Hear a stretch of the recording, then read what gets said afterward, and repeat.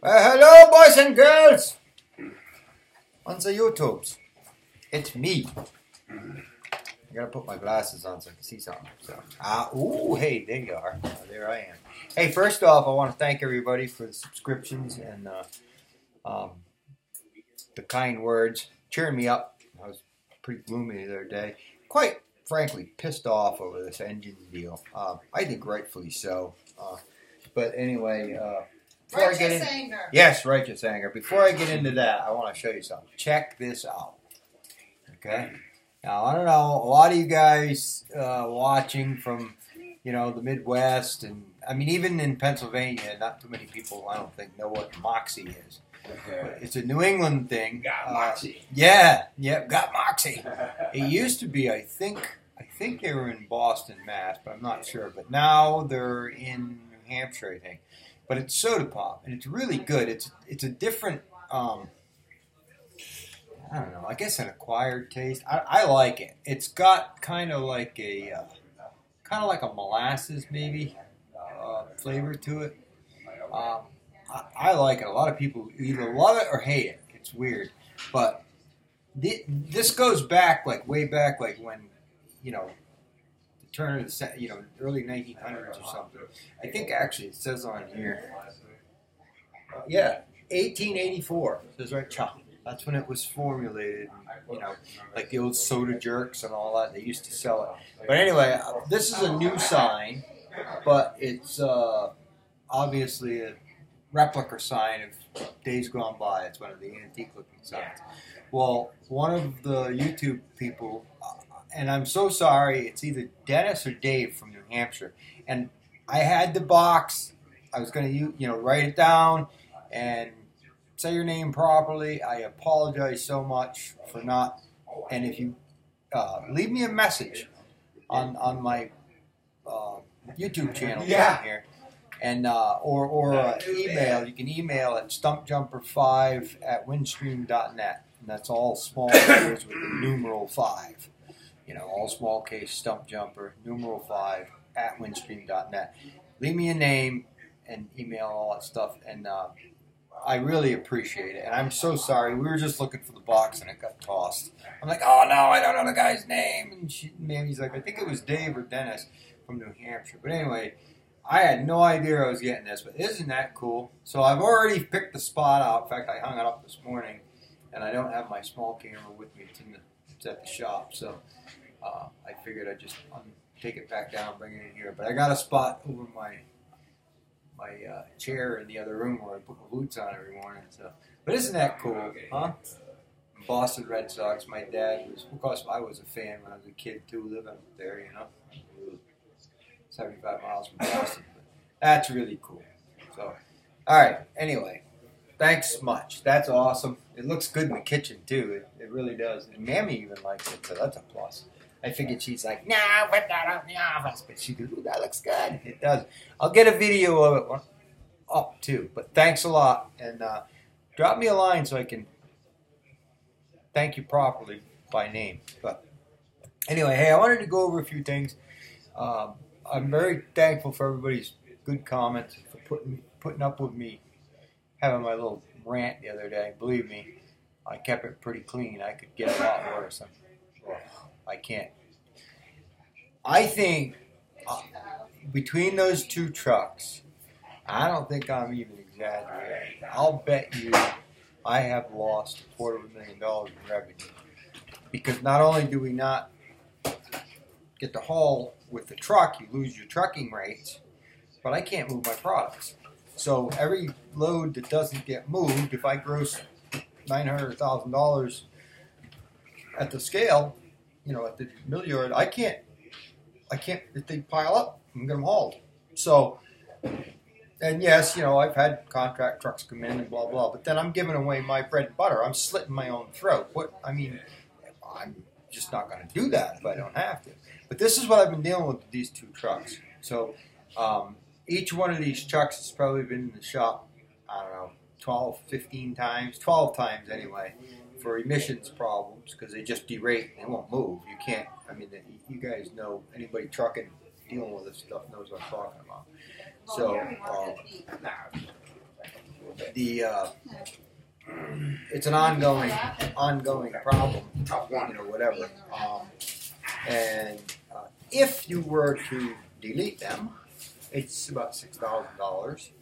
So, not that I would do anything like that. So, hi, man. Get upset. But anyway, the problem is the damage is done. They overheat. There's too much pressure in the cylinders. I don't know what all the technical stuff. But these are ISX Cummins, and they're doing this. I mean, you look on the internet and talk to people, and it's just now prior to the emissions crap that was put on the trucks, the ISX got pretty good ratings, So it's not necessarily the engine, although Speed has filled me in on a couple things that I didn't know about the Chinese junk that they put in the engines to save money, and that's probably true. But anyway, I think it's shameful, and I'm just going to come out and say it. Cummins, you ought to be ashamed. Pox on your house for taking taxpayer money via the Super Truck Fund, and I'm going to show you that in a minute. And you can look it up on your own, because don't believe nothing I tell you. Check it out on your own. But to put a truck engine out, both of these engines have failed. Now, the one in the Kenworth, it ruined it. The motor, I had to rebuild the engine at 270,000 miles. And it cost me $21,000 to rebuild that engine. At 200, I mean, guys, that's like break-in period for a diesel engine. These things, we used to run them back in the 90s, before all this emissions BS. We would run these trucks. I would find day cabs with 400,000 or 500,000 miles on them, used, and buy them. And I never did engines. Never. I bought that 97 P. It had 770,000 miles on it, the Silver Bullet. And I got it cheap. I got it for like $12,500 or something. It was a nice little truck, so I bought it.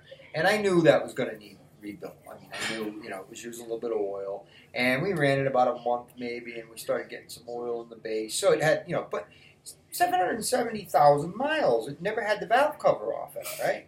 So we rebuilt it. Had a guy do an in-frame on it. And that was, I don't know how many, I think that was 2007.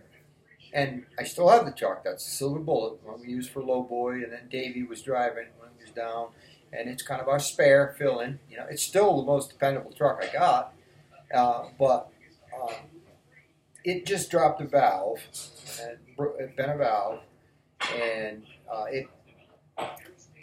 you can't see that it cracked the piston, but we're not going to take the chance. We're just going to put one liner in it for now. The other liners are looking pretty good. I mean, it didn't burn a drop of oil. It didn't smoke.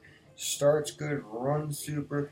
They're like, well, you want to rebuild it? I said, not really. It's my spare truck, and I really don't want to put 20 grand into it right now. I got bills to pay, trying to catch up from last year. So, the philosophy here, I guess, is just, patch that one up. So we'll put a reman head on it, because if one valve's tired enough to do that, maybe the others will too. So reman head, it needed a head gasket. It had a little bit of a weep in the head, water, just a cold water weep. And anyway, so that needed to be done anyway. The reason I send that stuff out most of the time, if Marv ain't doing nothing, he could do it. If he didn't have much to do, he could do it. But he's got so many projects. He's got the old Blue Vulcan trailer in there, debriding it and welding and fixing, getting that ready to go. We're going to paint it. He's got a ton of just everyday wear and tear and projects. So I just sent it out. Okay, so it's supposed to be done Wednesday. But the point being, I never had any problems with these trucks before all this emission stuff. Now, there's a few parties to blame. You need to look, if anybody would, it would be awesome, because you just wouldn't believe the collusion. And I don't mean to get political on this channel, but I can't help. This stuff needs to be out. People need to know what a scam. Anyway, I've got this right here. I could probably show up backwards on the screen. But anyway, just so you don't think I'm crazy, type in on your computer. All right? Is it even showing up right, or is it all backwards? Yeah. Okay. Type in what is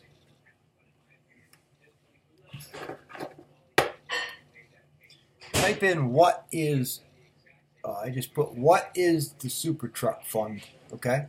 And anyway, what'll come up is, I think it's backwards. You guys are going to see it backwards, but you can look it up. Just Google it and read the blasphemy. This all started under the stimulus package under Obama, in the guise of green jobs. Okay, so what they did is they created a super truck fund, and the culprits are PACCAR, which own Kenworth and Peterbilt. Okay, and you guys know, you truck guys know that PACCAR has built an engine, supposedly an emissions compliant engine. Now, I've heard good things about it anyway, at least, but still, it's taxpayer money they took to subsidize this, to build these things out of the studio. 130, let's see. A new initiative by the Department of Energy includes $115 million in funding to develop a Class 8 super truck aimed at achieving 50% improvement in fuel efficiency. Well, what they did with this first round was decrease the fuel efficiency by 50%, because we used to get 5.7, 5.6 with those cats. You know, these Cummins 4.2, 4.3, they're horrible on fuel. Horrible. Okay, so apparently somebody needs to be fired because they didn't do a very good job at that. But anyway, I'm sure there's a lot to that. But still, that's the overall outcome of it. They've decreased fuel miles by 2 miles a gallon. Now, isn't that a greeny-weeny thing? Warm and fuzzy, isn't it? Yeah. Okay, so anyway, blah, blah, blah, blah, blah. Department of Energy. Okay, super truck initiative 2 will fund 4 projects to develop and demonstrate cost-effective technologies that more than double the freight efficiency of Class 8 trucks. Well, so far so good, right? I mean, you only cost me, I think, to buy these trucks, the price went up with the emissions, the DEF emission systems on them. I think the price went up in 1 year when these systems came out in, 11 or 12 or whenever they were. The prices went up about $15,000 or $18,000 to $20,000 per truck. Basically, me, the consumer, or you who buys a truck, has to pay for initially going in. When you borrow your money to buy your truck, you're borrowing that amount of money to give it to them. After they got, how many, I know this right here says Cummins receives $20 million in 2016. Let's see. Cummins Incorporated, August 18th, 2016. Columbus-based Cummins will receive $20 million in a federal grant funding as part of a national initiative to develop more fuel-efficient vehicles. And it's called the Super Truck 2 Fund. Aims to more than double the freight efficiency. Wow. So then, first of all, even if we do this and try and come up with more efficient ways to do it, I think the free market will do that. I don't see why we should subsidize it with corporate welfare. Why should the taxpayers' money do that? But even if we're going to do that, why does it have to be crammed down our throat until it works? That's what's amazing to me. Why? Because cafe standards. That the brilliant rocket scientist Obama dreams up, pulls that shit out of his ass and says, we have to have trucks that get 40 miles a gallon by 2017. We do? Yeah. Well, how are we going to do that? Well, I don't know, but we'll send you some tax money on over. We'll pillage the United States taxpayer, buy some votes, and send it on over to you. No, you just put this system, it doesn't matter whether it works or not. Reynolds and the gang can work that out. See? This is how this stuff works. So this is what we've ended up with. Failed. And as far as the environment goes, would somebody please do, I really, really need help with this because I'm not real savvy with this computer stuff. But is there anybody who does statistics out there who would enjoy a project? I'd even pay you to do it. I'm not a lot. No, I mean, I'd give somebody $500 if they could come up with a comprehensive thing that we could go before some legislature and say, look at this. This is supposed to be good for the environment, right? Okay, so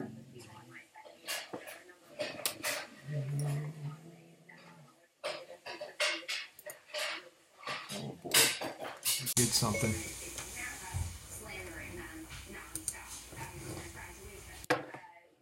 How do I get rid of this?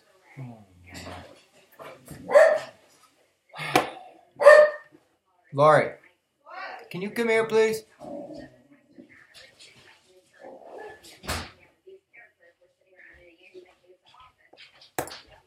What? How do it just quit on me, so I touch that and this comes up. Thank you. Sorry. I don't know, it's off now. Oh, I guess it isn't on. Okay. Is it going? Yeah. Unbelievable. So anyway, I was saying, if someone could do statistics, I would like to know how this is any better, how there's any gain for the environment or a lighter carbon footprint. First of all, to put all this junk on the truck that doesn't work. Secondly, to basically have to have 2 trucks running to do 1 truck's job, because every other day it's going to be broke down. You're going to have that wrecker come out. You're going to have to take another truck out to finish hauling the load, which has happened to us literally a dozen times. Once up in New York State, we had to find a place to safely park the trailer in a snowstorm. If the truck hadn't failed, we would have been up and back before the snow. But since Washington, D.C. knows best, and Cummins wants to get in bed with Washington, D.C., then we've got a truck out in the snow that's derated and wouldn't pull a Sycamore of a piss pot. So we need to back a trailer down a loaded entrance ramp in the snow and find a place to park it, and then wrecker the truck 100 miles back. So how is this good for the environment? I don't really know. I'm sure some rocket scientist can explain that to me. But anyway, and then the packaging and the manufacturing of the DEF, which is urea fluid, that doesn't just drop out of the sky. I believe it's a petroleum derivative. So that means it needs to be refined. And all the byproducts from that, it's basically like I think it's the same as like a urea fertilizer, only it's super clean, super like distilled or something. It's like gin, you know what I mean? It's super clean. So this stuff needs to be manufactured, which got to use a lot of energy to cook it down to that. I don't know what exactly. I'm sure there are people who know that procedure. I've looked into it a little bit, but I can't remember everything. And but I do know that that's not free. Energy to cook this stuff in refineries don't run for nothing. The plastic jugs by the freaking billions, because now anybody with, I think even a lot of the diesel automobiles now you got to run DEF fluid in, but all the pickups, anybody who's buying a diesel vehicle in this country has to buy this filth, right? So now it comes in 2-gallon jugs. You look at Walmart or your favorite auto parts store, DEF fluid, what is it? Blue Sky, and, Green Weenie, and Hug a Tree Today, or whatever the most fuzzy warm thing they can think of to package their filth in is what they're going to sell, So they put this stuff out there by the billions of gallons in plastic jugs. What do? Oh, dispose of them properly. Don't reuse them, because they've got this crystallized crap in them, this nasty stuff. It's corrosive enough, so if you spill it on a concrete floor, it'll etch the floor. I know, because we had to buy it by the drums, because I couldn't afford to buy it in 2-gallon totes. So I'd buy it in a plastic 55-gallon drum. I was thinking that the best thing to do with them would be get a dump truck load of them and send them on over to Nancy Pelosi's house and dump them out on the lawn. Say, hey, you can have them because I don't want them. But anyway, you can't do anything with them. You do not reuse container. So what do you do with them? We cut the tops off and use them with garbage cans and stuff, but you're not supposed to. And then all these little jugs, where are they? They're going to the landfill. Plastic jugs full of urea that is so toxic, if it gets on anything metal, it'll corrode it. If it falls onto a concrete floor, What's going to happen when some kid, Billy Bob goes down and gets 4 or 5 boxes of it for his work truck and stores it in his garage, and little Billy Bob Jr. goes pedaling around his big wheel and sticks a pedal through the side of one of these, and it dumps out all over the floor. Now, they'll tell you it's safe. Hell, you can drink it, I don't think it is, because anything that etches concrete or is so corrosive that you can't put it anywhere near metal, because it just eats it, I don't think that'd be very good for Billy to wade around in, little Billy Bob Jr. So, another issue. It's just wonderful, wonderful stuff for the environment, right? And it's got nothing to do with somebody got a law passed and now, old Joe Blow down there in Louisiana, wherever, they're making a lot of money refining this crap. That's nice. And jamming it down our throats. But it's an extra expense, But imagine now lugging this stuff around, bottling it, warehousing it. It's got to be kept warm. You can't let it freeze, It freezes in the truck, but then they have some stupid little electric thing that heats it and thaws it out. They don't work either. But, so, once it gets below freezing, you'll be broke down. You see a lot of trucks on the interstate puffing white smoke, and that's all this is. It's all that crap. So, anyway, I would like to see how that has a net gain for the environment. That has a net smaller CO2 footprint than some particulate diesel exhaust. Whatever it is, 10 micron particulate or whatever they're trying to do away with. It's so in minuscule and idiotic. This thing, the whole thing is just a boondoggle. It's an absolute boondoggle, and I should have researched it better before I bought them. Because I'll tell you what, if anybody's thinking about buying one of these, don't do it. Don't do it. Go find an old truck and rebuild it. Don't do it. And if you go below what is it, 2,000 or whatever, you don't need that idiotic electronic BS, whatever that is, GPS crap. I'm not doing that either. So, DOT, you want me? Come get me. Pull my licenses and registrations, and I'll auction out another business down the tubes. So, I'm not complying with you. So you do what you want to do with me. Throw me in jail. At least it'll be warm. It'll be three square meals.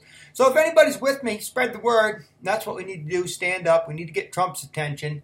At least he'll listen and stop this insanity, because it's way out of hand.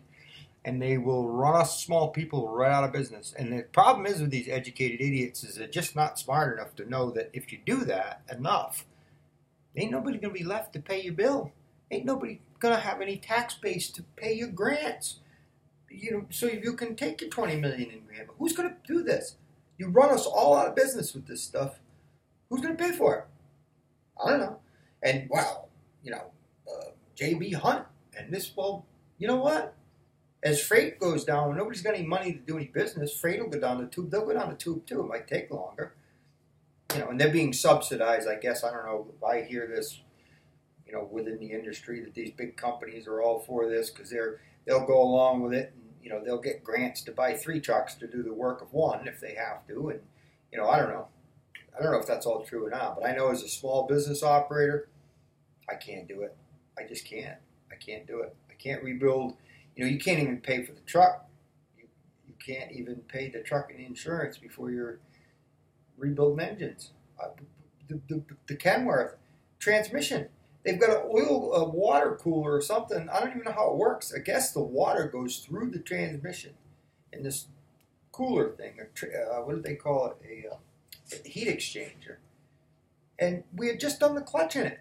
And Marv put brand new synthetic, 50 weight Syntec, whatever they call that, synthetic transmission oil in it. Everything was fine and dandy. But then, I don't know, within a week and a half, enough water had got into the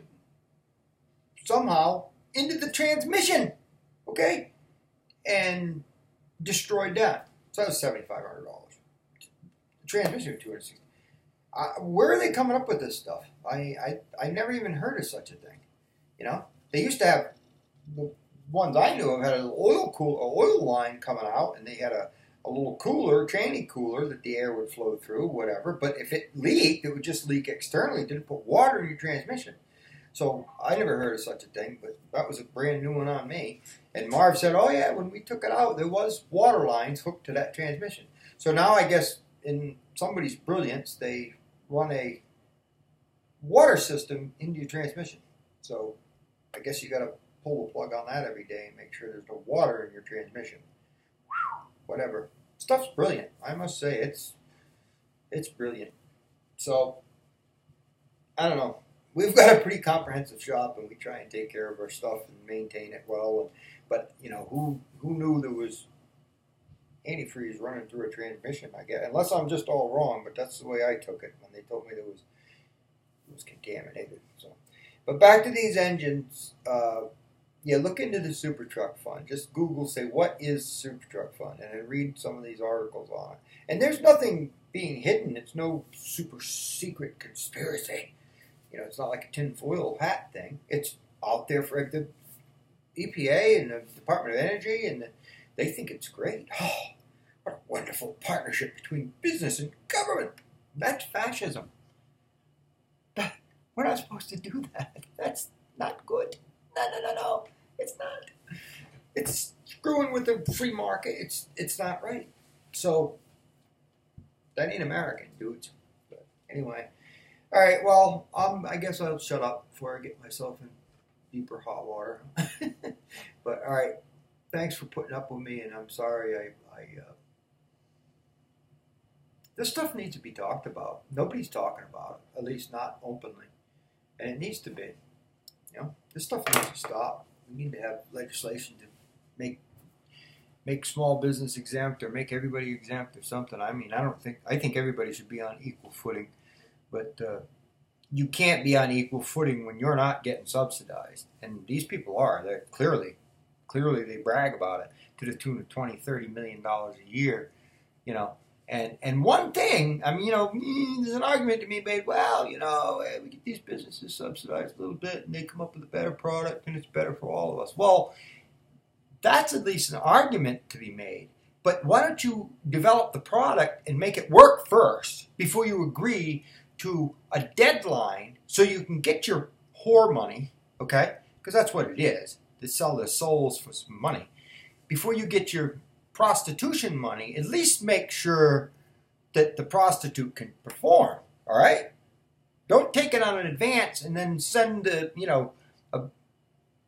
prostitute to my room with one leg and two arms missing. I mean, you know what I mean? This isn't even a finished product. It doesn't work. It doesn't work. So the consumer ends up eating it. And Cummins, I guess, don't want to hear it at all. So you know what, Cummins? I'm going to call your rep. Guy's name is Bruno. I'm calling him Monday, and somebody's going to start listening, or I'll be on this every night, and I'm going to talk. I hope if I can get one person to not buy your product, I will feel that's a lifetime achievement.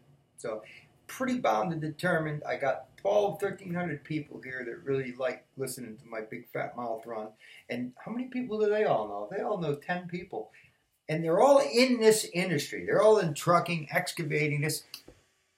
I think I'll have an impact. And I'm going to try. So you better listen. You better do something. And you better step up to the plate. And if you do, I'll let everybody know that you put your big boy panties on. You came to the party and said, you know what? We flubbed up and we're willing to help. At least with some parts, some labor. Somebody's going to do something. Well, old Pa gonna make it my lifetime achievement to run you into the dirt with nothing but the truth. So, ta-ta, guys. Thanks for putting up with me. And I'm sorry this had to turn this way, but somebody needs to say and do something. So, thanks, guys. See ya.